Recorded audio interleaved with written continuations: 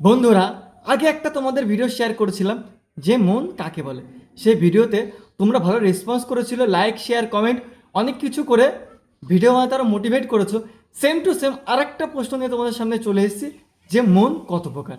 তোমরা হয়তো ভাবছো এ আবার একটা কেমন ধরনের প্রশ্ন। হ্যাঁ, মন কত প্রকার?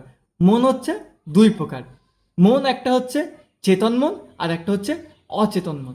এখন তোমরা ভাবছো যে চেতন মন সেটা আবার কি? হ্যাঁ, চেতন মন আমরা তাকেই বলবো হয়তো তুমি খোলা চোখে খোলা আকাশের নিচে বসে খুব গভীরভাবে কোনো কিছু ভাবছো যে হ্যাঁ আমাকে এটা করতে হবে, আর ওটার জন্য তুমি প্রচণ্ড খাটাখাটনি করছো বা ওটার জন্য তোমার ঘুম আসছে না, তুমি শুধুমাত্র সেই বিষয়টা নিয়ে ভাবছো, সেটাকে বলা হয় চেতন মন। আর অচেতন মন কাকে বলে?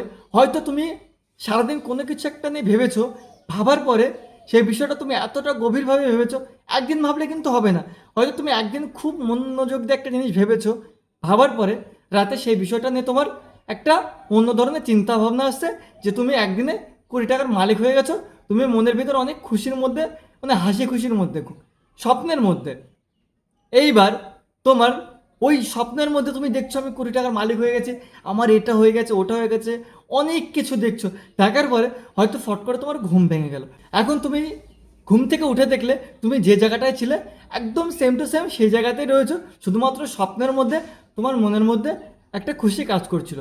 যদি জীবনে এরকম স্বপ্নকে সত্যি করতে হয় তাহলে আমাদেরকে সবসময় চেতন মনে কাজ করতে হবে।